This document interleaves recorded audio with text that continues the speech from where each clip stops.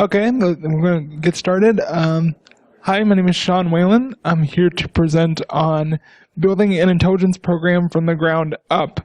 And I titled it Open Secrets of the Defense Industry because I'm going to add in a little of my own background from the defense industry and how they approach things and how they build up their own internal intelligence programs in response to certain threats that they've experienced. So first off, just general disclaimer that, it's my own personal opinion. And so who am I and why should, why do I have this background and why did I make this talk? I started out in InfoSec kind of in an odd way. I started out as a developer. I was automating different tools that my employer at the time had to do intel things, except none of those things talk to each other. And that meant that there was a lot of copy pasting going on and a lot of, frankly, wasting of analyst time just having to go jump from interface to interface, UI to UI, to internal applications, homegrown applications, to off-the-shelf products, and hacking APIs together. And in the process, I learned a lot about how they did things, how they collected things, how these systems work. And I was kind of a developer with a kind of a security slant, but I didn't really have any formal InfoSec training. Well, so after I'd been there about a year, I'd kind of automated everything I needed to automate. And I was like, oh crap, I've replaced myself with a bunch of small scripts. So, it's like, well, now what? And so I'm like, hey guys, what else do you need? You're like, hey, you want to do intel things? I'm like, hell yeah. So I went and I changed hats from developer side of things to threat intelligence analyst side of things. And since then, I've moved on from the defense industrial base, which, if you're not familiar with that term, the DIB, they're the people who make weapon systems or components of weapon systems. So anything from the actual weapon to the targeting system, or even just like an engine or something like that. Any component of something that is a weapon.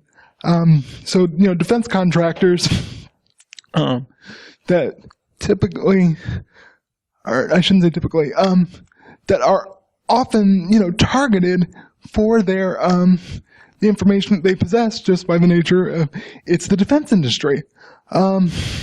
So these contractors had to learn very quickly how to defend against potential espionage attacks because they are a high-profile target just because of the work that they do.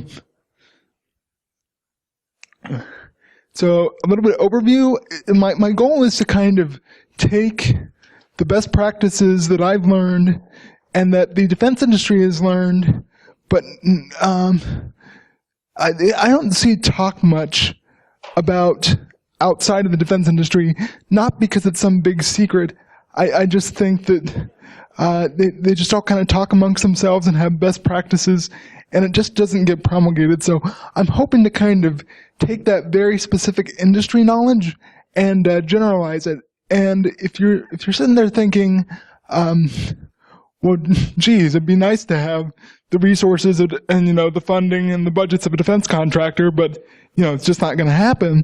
And I understand that. But what I've found is from moving from the defense industry to outside the defense industry, moving into the healthcare industry, is that the same tactics apply everywhere. The difference is, what are your exact priorities and what is the scale that makes the most sense for your business? So I'll discuss a little bit about that too. So before I do, I'm going to talk a little about memes. And the first one is, and a lot of times you'll have things where every vendor tries to sell you their wares, and some of them are better than others at doing it. There's really generic marketing. There's buzzwords. How many times have you been, gone to a vendor's website and gone, okay, what the hell does this thing actually do? And, or you meet with the sales team and they say, okay, can it do this, this, and this? Well, it's on the roadmap. Okay. And what about support? And once you get the product, does it deliver on what was promised? And most importantly, are you applying the products in places that make sense? Or are you applying a product just to check a box or because it looks shiny and cool? So part of a good Intel program will help you to be able to figure out which products and services or which tools give you the best bang for your buck for your unique infrastructure, your unique threats, and your business challenges. Other security conference meme is, APT has this kind of voodoo. In security conference terms, we kind of went from there is no such thing as APT to holy crap, APT is everywhere and they're in all the things. And they just have this magic because they're APT, maybe they're state sponsored or no one really knows who they are, and it's just this weird ooh. The truth is, advanced persistent threats are often more persistent than advanced. If you work in IR, you'll know that oftentimes the vulnerabilities that are being exploited aren't these really fancy 0 days, although that happens. Most of the time, it's threats that are 2, 3, 5 years old because that's how old the version of Java that you're running. So, they really don't need anything particularly fancy. They just need to keep trying and keep trying and keep trying, and eventually they'll get it. I mean, everyone says it's not a matter of if you get hacked, it's when, and that's true, but the difference with APT and opportunistic is they're particularly interested in you because you are you and you have something they want, whereas the opportunistic guys are just trying to make a quick buck encrypting all your files or something like that. That's the real difference. It's oftentimes not a distinction in capability. As everyone who's a victim of a data breach these days, you read the press statement, and, oh yes, we were the victim of a highly sophisticated attack. And, it's often, the difference between APT and opportunistic is just a matter of motivation, not necessarily technical ability. And to make that point, here's some actual APT code from a group that I love to talk about because there's just so much public information about them. And FireEye has this wonderful report. And the reason why FireEye has so much information on them isn't because FireEye is so freaking awesome that they were able to discover all this, do all these, do all this work and do all these things. It was because these guys were basically the Iranian version of Anonymous, at least originally. They were a bunch of hacktivists, and they had really, really terrible OPSEC. They had their own blogs. And then they would have these political manifestos about why they're going after this site or that site and doing this defacement. And then when they started doing these more APT-style attacks, they started using the same WHOIS registration information that they would use for like their personal script kiddie journals about all the the sites they're defacing. It's about the only time I've gone to do research on something, and I've legitimately came across some interesting information on Know Your Meme. I'm not kidding, because one of these guys participated in Anonymous's Op Israel apparently, and so it's about the first and only time I've ever legitimately looked at a meme site for intelligence research. But looking at this code though, you can see they set a bunch of static variables for their cryptographic functions. They set the passphrase to Habibah, which apparently, according to FireEye, means carrot father. And salam means peace. But, you can see that there's some very bad practices right off the bat, just using kind of random strings for your crypto. But okay, at least they set them in some variables. And then they're starting to run a DLL. And the TLDR version of that DLL is, its only purpose in life is to take what this application steals, and this application, by the way, creatively is called Stealer. That's the actual application name. It takes what it steals, and that DLL that it runs in the background as a separate process will ship it off via FTP, just plain old FTP. It'll encrypt the files before it does it, though, so it doesn't set off the LP or anything like that. And the reason I was able to get this code was because this particular application was a non-obfuscated .NET application. And with unobfuscated .NET applications, you can fire up something called ILSpy, which is an open source application, and you can disassemble .NET code into original source code with full variable names, and that's the screenshot that you're seeing right there. And even with obfuscated programs, there's some open source deobfuscators like D4Dot that do a very good job of totally just undoing all the work of these really expensive commercial obfuscators. So you see they set those static variables, and then they proceed to never ever use those variables again. They're passing the literal string every single time they use a crypto call. You're seeing that same data. So they set those variables and then never freaking used them. And so you can see that the quality of the code isn't so great until you start drilling into the class structure. And you start seeing that the rest of this is really well laid out. It even, I think I skipped the slide accidentally. There we go. And the rest of this is really well laid out. It even has a protocol for sending over HTTP, which would have been a lot more effective than using that crazy DLL to ship random files off over FTP. Because, most organizations, can just go right through the web proxy. So you may ask yourself, why the heck did they do that? Shipping it off over FTP, if they've got existing code to ship it off over HTTP, and they've even got, I checked, they're just stubs, but they've even got, whoever wrote this originally has stubs for transmitting over SFTP, over SSH, so, and encrypted channels and that kind of thing. So that, to me, says they probably, like lots of script kiddies, took somebody's code and then hacked it to hell and made it their own thing. And what's interesting about the sample that I have on the slide there, a couple slides ago with that MD5, if you happen to have access to VirusTotal Intelligence, you can pull that sample down. And I just did that by searching. I found that sample by searching for the antivirus name for that particular application.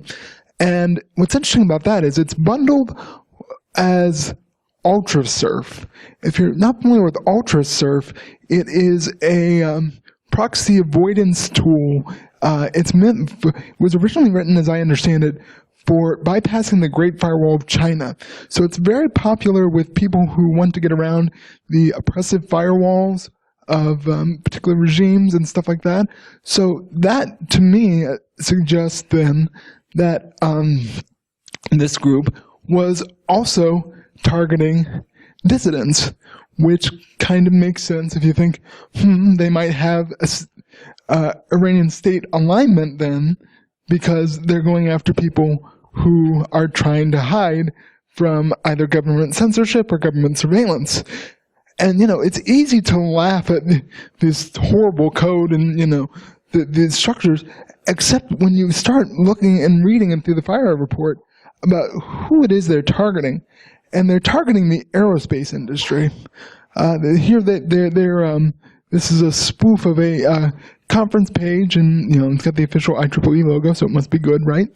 So they're targeting the aerospace industry at a time when, if you look at the dates in this report, at a time when there's heightened U.S.-Iranian tensions over their nuclear program. So, the so the global political implications of this are particularly interesting to me as well. This particular application also, with its main goal in life, it's not a rat. It's meant to just take as much data as it can find really easily, basic keylogger, basic screenshots, steal everything from the browser that it can, cookies, passwords, what have you, and then steal from IM programs. I really hope no business is doing official business over AIM, but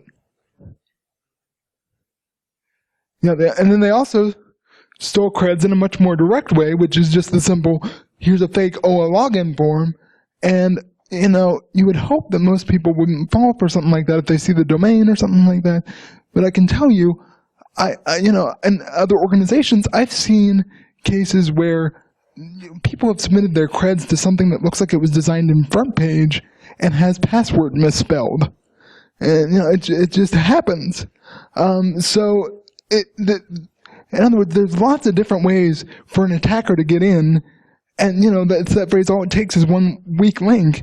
So, what the heck do we do about this to improve our security posture? And the answer is intelligence. So, that's another security conference meme where it's like, yeah, intelligence. Yeah, we should do stuff with that. Yeah, we've got this fancy intelligence feed. What do we do with it? Because intelligence is a great thing, but what exactly is intelligence? What does that mean? How do you implement it? Because if you don't know what to do with intelligence, buying these fancy, expensive intelligence feeds, it's just going to give you data, and not knowing what to do with that data is not going to do you any good. So, the best thing that you can do is actually start out, if you've got an IR process, at the end of that IR process, where does that information go? Where do the lessons learned go? Do they just sit in your ticketing system and you mark it closed and you move on to the next one? Do you document how someone got in, what weaknesses they exploited, what improvements could be made, or how we might identify these people in the future? Is that documented anywhere? So that's the very first thing you need to start, because that helps you, once you start doing that, that helps you come up with your own processes, and Intel isn't this thing that you can just go out and buy and then use. It's really leveraging Intel is a process, so start leveraging your IR process. Take your IR guys are your guys on the front lines. They know how people are getting pwned. They know what the weaknesses are, and you should really pay attention to opportunistic attacks just as much as you would a supposed APT attack, because if those opportunistic guys can get in that easy, how easy do you think it's going to be for the APT guys? And, they're leveraging the same attack points, they're just going about it in a different way. So if you even just start taking notes on how people are getting pwned with CryptoLocker, well, it's because we've got a version of Java that's, 5 year out of date. Well, maybe, look at deploying Emmet or something like that. And that helps you not only with the 5-year-old Java vulnerability, but quite possibly could help you against that IE0 day that's going to come out next week or something. Emmet's a very good tool. So, just thinking strategically like that, we're in the offensive room. This is very much a defensive talk, but this is really about going about defense by thinking like an attacker.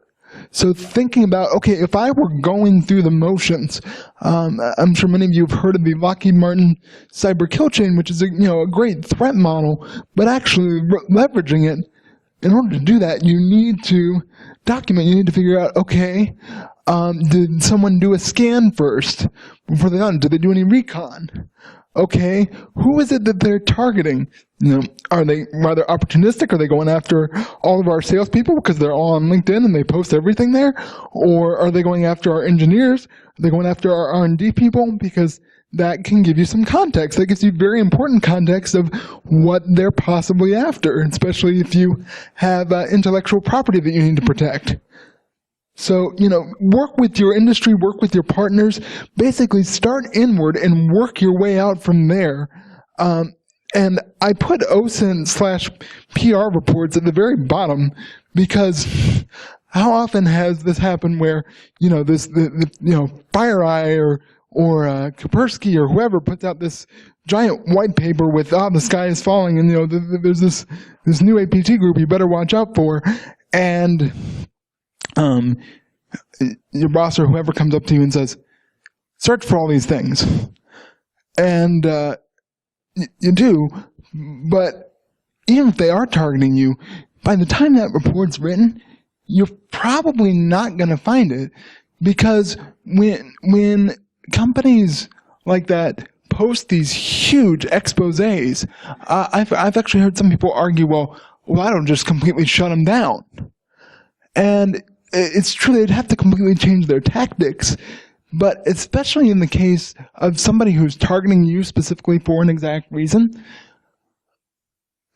what they've just done is they've shut down everything that might be known about that particular hacking group.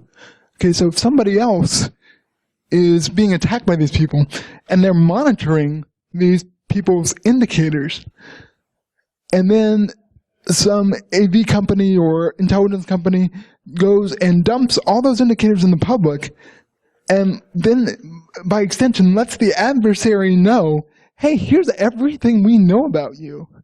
Then they're going to go and they're going to stop and they're going to completely change tactics. They're not going to go away. And even if that particular group did go away, if they're specifically targeting you, whoever is their patron, who's ever funding them, will just go and find somebody else with a whole new set of tactics to go find you. So these exposés often hurt more than they help, as far as from an intel perspective, although they're great PR for these firms. Okay, end rant.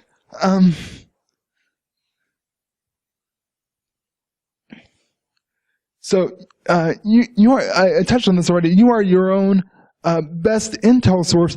There's lots and lots of good reasons to start collecting data and start thinking strategically. It gets teams working together. It gets IT working together. It gets, your IR people, and maybe if you don't have an intel person, you get, in this feedback loop where, okay, me as an intel person, or if you don't have an intel person, just me as the guy who keeps track of all the documentation, how can I make your life easier so that maybe we can make things more efficient, or maybe we can tweak the security control over here, because your IR guys are going to have some idea of how to make things better. And if you can get that feedback loop going, you can decrease their workload, number of false positives they're having to deal with, and improve the overall security of the organization.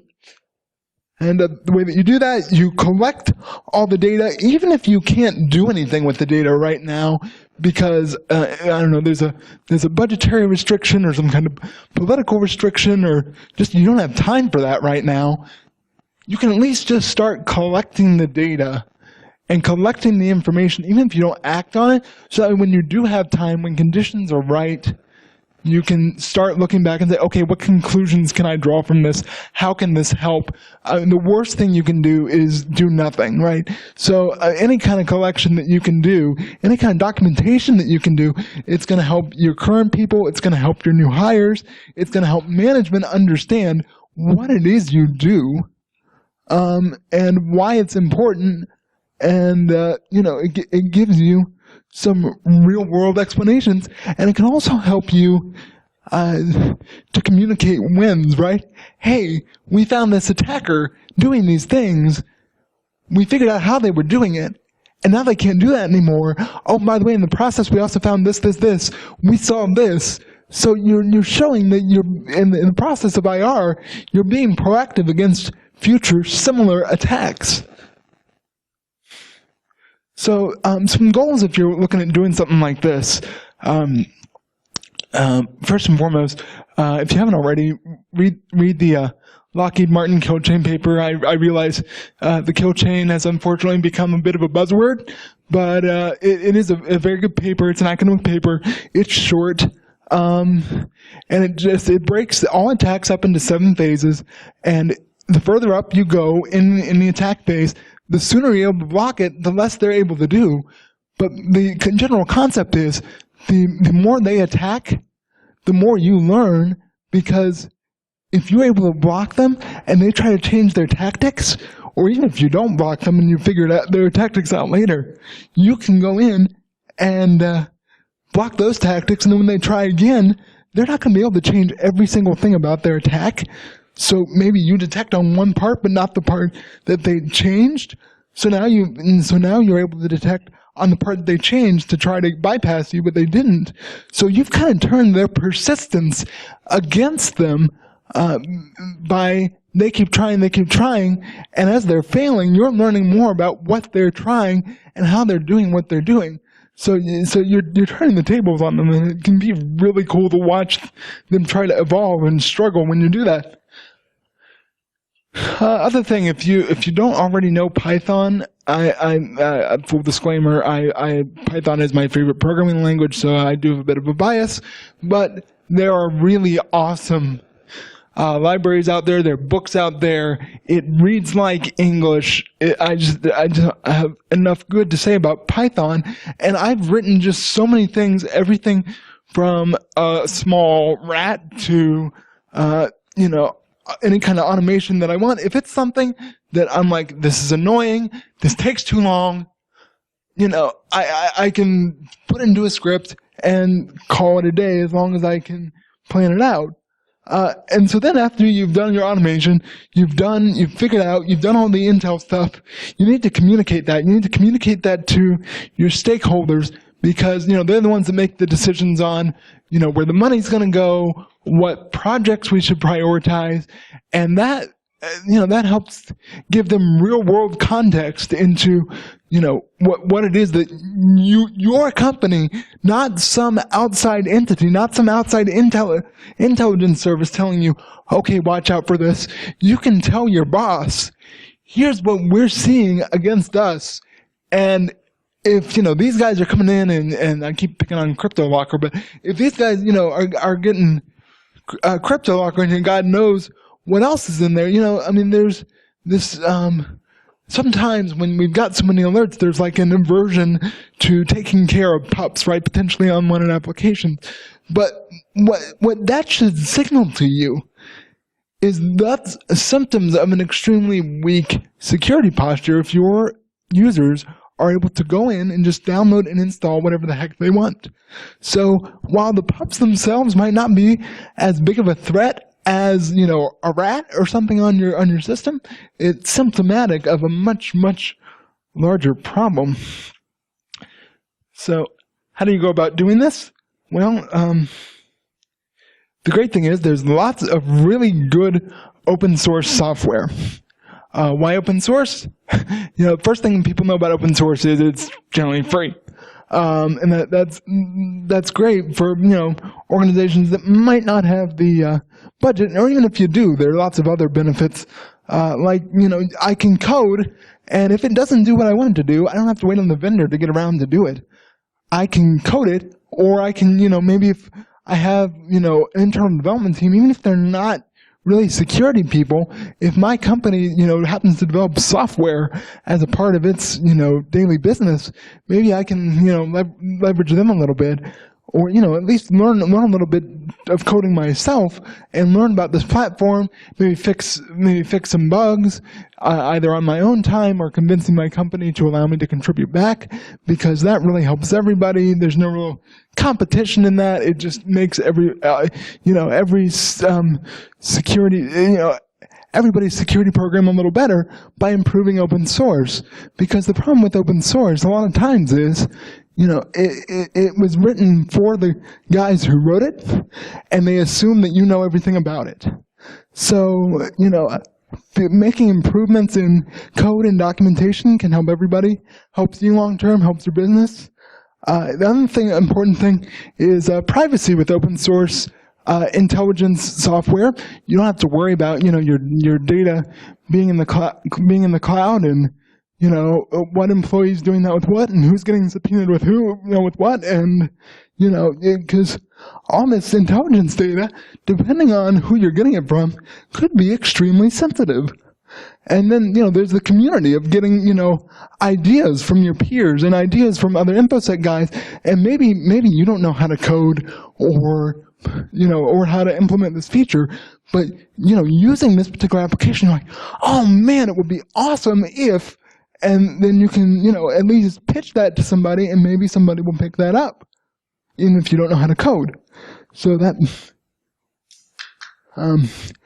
brings me to people, which is incredibly important in any security program. And, oftentimes people will talk, and it's true, there is a shortage of knowledgeable InfoSec folks pretty much everywhere. And so the best way to deal with that is to leverage the people you already have. Find the server administrator, the software developer, the people who know your company and your products and your infrastructure inside and out. They already have that knowledge. That's knowledge you won't have to train on anybody who comes into your company from outside. So what they lack for in InfoSec knowledge, maybe, they make up for hugely in organizational knowledge, because especially if they're a developer or if they're like DevOps or server admin, they're going to know things about the infrastructure that you never even thought of.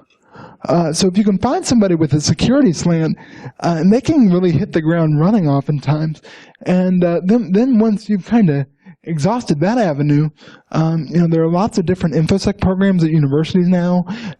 Even if they're not specifically an InfoSec grad, if they've got that drive, if they're interested, if they already have a basic grasp of coding or networking or just have that basic knowledge, what's most important though is that they care. They want to do this. They have a genuine interest in it, because they're going to be able to pick that up pretty quickly if they have that drive. And so basically, just like intelligence, stop looking so much on the outside and look at what you've already got that you just might not be leveraging. So here's one of my favorite projects, and a bit of a disclaimer, I've made several contributions to this project. It's a Cuckoo Sandbox, but it's a particular fork of a Cuckoo Sandbox that was originally started by a guy at Optiv, and it has some really awesome features compared to the mainline Cuckoo. They've actually diverged quite a bit, unfortunately, now, so that the mainline Cuckoo has a bunch of features that this doesn't, and vice versa. But the features that this has, I care more about than, say, having Android analysis, because I don't have a lot of Androids in my particular environment. But what this does have are things like built-in suricata, so I can have IDS rules run against my PCAPs that my malware is generating, and I can have behavioral signatures just on the network traffic alone. It has a statistics engine which will figure out heuristically, if I submit a sample, how many other samples have I already submitted that look like that sample that I just submitted. It has a ton of more behavioral signatures than the mainline Cuckoo does. My understanding is that's because it has a different signature API that allows for more flexibility. So there's way more signatures. There's one of my favorite features is it does its best to give you what it calls a mouse score, which is a score from 0 to 10, and it's not really a badness score of how bad it is. It's a score of how confident is the system that this looks shady. And that can help if you automate this. If you dig in with the API, you can say, okay, anything above this score, I want to maybe tag as suspicious and fire off an alert in my SIM or my ticketing solution or whatever you're using. And but if it's above this score, set off real alarms and send people emails, maybe even wake people up. I don't know. And there's an open source API, so you can do that. And the next important thing, like I said earlier, is, collect all the data, even if you're not doing anything with it. And there are great open source projects now to do that. Elasticsearch just recently released version 2.0, and it's a lot faster. And for lack of a better term, it's basically open source Splunk. It does have a commercial add-on, which I haven't used, but looks promising, where basically you turn it into like a sim light. So, sims are incredibly expensive products, and if you can take something that's open source based and then maybe add this little commercial add-on on top of it, that might be a lot more economical and a lot more flexible too, because you can write scripts to, and you can hack with Elasticsearch however you want. Another tool is called MISP. That's a much newer project, much less mature project, but it lets you share malware information automatically. So, I can say, okay, I found these particular bad registry entries from this malware sample. I'm going to post this in this event, and then that gets pushed out to my MISP instance, and the MISP instance will automatically share that out with organizations that I trust. So maybe I'm a member of a particular intelligence community, or a different specific industry community, or an ISAC, and that information automatically gets pushed out. What's cool about network indicators, things like IP addresses, domains, that kind of thing, or user agents, it will automatically generate suricata rules for you. So as new intel's coming in from your partners, you can start exporting those suricata rules, and there's no additional work on your part. You just add them to your existing suricata rule set, and boom, you've got alerting based on your peer group's information. So document all the things I already talked about. All this a lot, and one thing I just wanted to mention is a wiki I've found is the best format for that, just because it's so flexible. I can put structured data in there, I can put unstructured data, I can have templates. I really like XWiki because MediaWiki typically has to be hacked up like crazy with all kinds of add-ons before it's remotely usable for what I tend to use it for. It needs add-ons for search to function in a proper way, and for those kinds of things that really I just need to work out of the box. I need to spend more time actually putting in things into the wiki and not maintaining the wiki.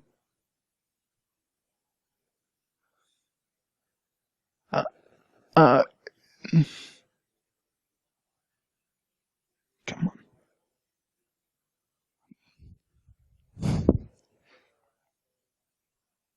There we go. And tracking your work is really important. I imagine most of you already have some kind of ticketing solution, but you might want to consider something specific for InfoSec if you don't already have something like that. RTIR is free, it's open source. It is in Perl, which isn't my language of preference, but there are professional services available from the company that makes it if you would rather outsource the custom development, but it is very good out of the box as far as tracking things. You can have it process things based on email. You can have custom fields. So even out of the box, you can customize it just through different settings and different GUIs, even if you don't code.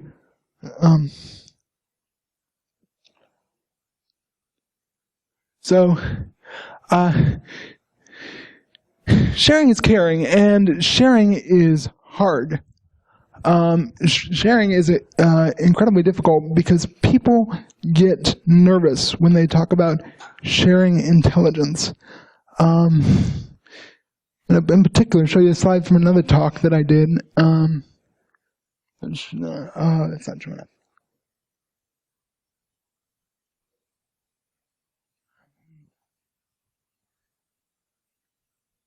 Oh, it extended. Oh, but what I was going to show was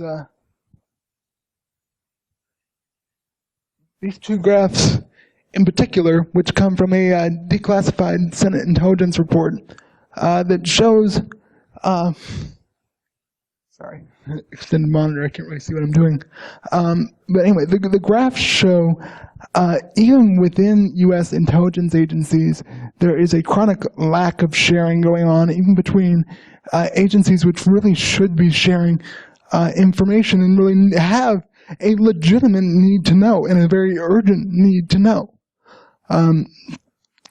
So even within the federal government, where I'm sure some recognize, I know some recognize, the need for very quick sharing. Oftentimes it doesn't happen for one reason or another, and whether it's private sector or public sector, I think some of the motivations for not sharing are the same, in that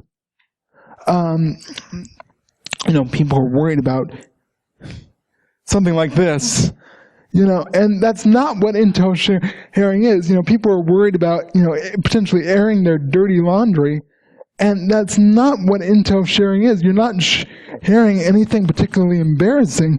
If anything, you're proving that you're competent by saying, hey, I saw this.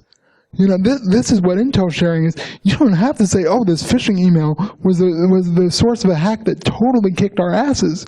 What you can say is, hey, I found this really suspicious phishing email. You guys should look out for it. Here are all the details. Here's what this malware does. And then leave it at that. And that's all the information anybody has a need to know. And that's what helps other people, even your competitors. And I can't stress that enough, because you should be particularly interested in who's after your competitors, because if they're after your competitors, they're probably after you too.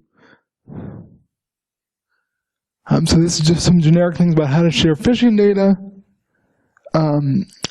Make sure that you basically include anything and everything that you can, but you redact the targeting information, the exact targeting information for privacy, so who it was sent to, but a generic kind of anonymized targeting information, aggregate targeting information, I would want to see, because I'm interested in, okay, how many people out of research and development did it target? How many salespeople did it target? How many C-suite people did it target?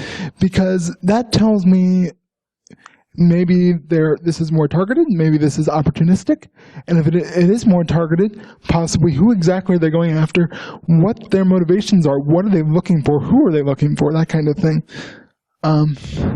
Reporting watering holes is equally important. Watering holes is a very favorite tactic of APTs, because you just have the victims come to you, and there are lots and lots of websites with lots and lots of vulnerabilities that are very popular in different industries and government segments, so all you have to do is compromise those websites and let your victims come to you. So those are equally important for documenting.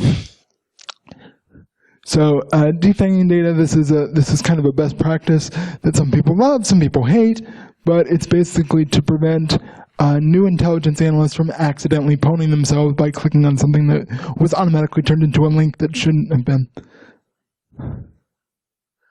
How to share malware. So, if you've never done this, general best practices, put it in an encrypted zip. The general password is usually infected. If it's something more sensitive, just make up your own password and send it over an encrypted channel. Include as much data as you can about that malware, and include the malware sample too, if you can share that out, because maybe somebody else will run that malware analysis and will come up with something that you hadn't seen before. But as far as exactly how to share that information, like what protocols or standards, we have this situation, which is everybody's got their own idea of how you should share intel, both from a human-to-human perspective and from a computer-to-computer perspective. That's just generally how this has worked. You may have heard things of like sticks and taxi, but very few things actually implement that. And when they do implement that, they might not do it in exactly the same way, and might have things might get lost in translation, for lack of a better word. So here's an overview of some of the intelligence sharing platforms that are out there. CRITS was initially extremely popular because it was an application developed by MITRE, the same people who published the CVEs. And what it's really, really good at is cataloging intelligence data for internal teams. It doesn't really have any good mechanism for sharing outside of your team, but it's really good. For example, I can upload an Outlook message or a regular email format message directly into the web interface. It'll pull out all the headers for me. It'll pull out the message body, and now I have that archived and ready to go. And then what's cool is it'll give me a list of all the targets that have ever been targeted in phishing attacks and the count. So I can see how many times that particular person has had a phishing message sent to them, and then I can see a visualization of a graph of how all these indicators tied together and maybe help to attribute particular waves of attacks to the same people. Even if I don't know who they are, I can say, oh, these look like the same guys as last time or something like that.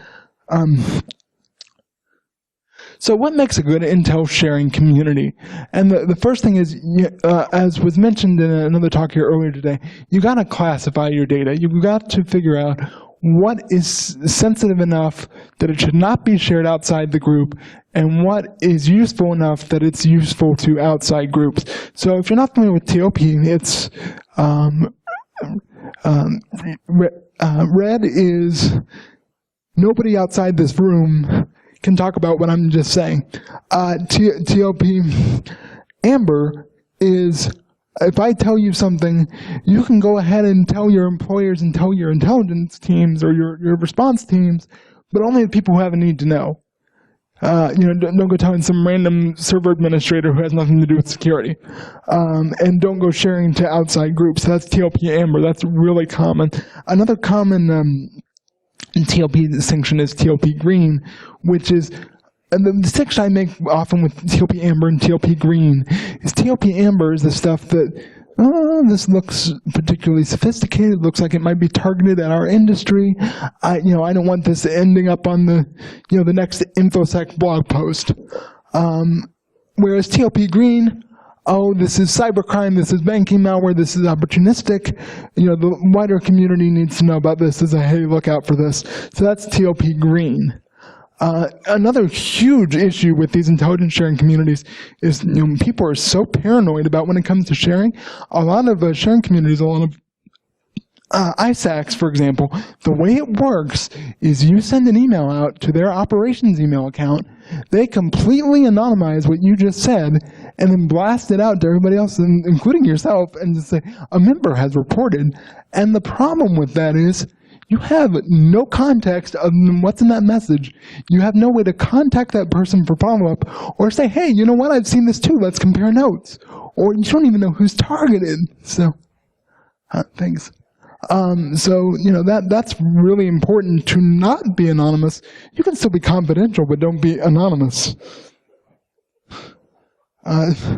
So good intel sharing community, leveraging intel, leverage what you have, use that information, make custom rules, make custom IDS rules. I'm going to speed through this real quick because we've got about 10 minutes and I want to have time for questions. You can do automated remediation. There are some open source scanners that'll help you look for artifacts on your hosts. You can do that. And I'll have these slides posted online for you, so you can just search for this talk on SlideShare. I'll have it public as soon as I'm done. Automate everything.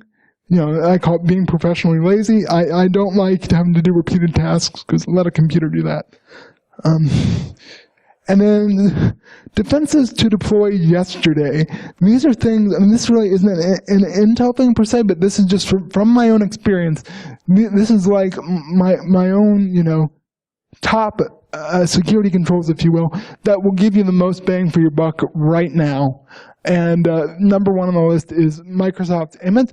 And for those of you who haven't heard of that before, that's the Microsoft Exploit Mitigation Toolkit. That basically what it does, it injects itself into every process and forces security protections for those processes on. So it prevents almost every exploit that I've seen. And what's funny is there's been a lot of theoretical attacks on Emmet and ways to bypass it, but those have all been patched, to my knowledge. And even when they weren't patched, the attacks that I have seen, they didn't bother to try to do the bypass. And so this is blocked, managed to block. I've tried 0 days after they've come out, and it blocks them, and it does it very well, so much that at some point in time, I don't remember where I read this, but in one report, one attacker actually explicitly checked for Emmet and said, oh, if you have Emmet, I'm not even going to bother. Multi-factor authentication, lots of people have stressed this even today, but if I can get your employees' creds just by having this fake, you must enter your Outlook creds or your account's going to be deleted in 24 hours, oh my god! If I can just get a username and password that easy, I can get into your Citrix, I can get into your webmail. If you have multi-factor auth, it's just super easy. And then just, deploying Suricata and having email sandboxing, and there's free application whitelisting with Windows if you're on Windows Enterprise. So I rushed through that last bit pretty quick, but any questions?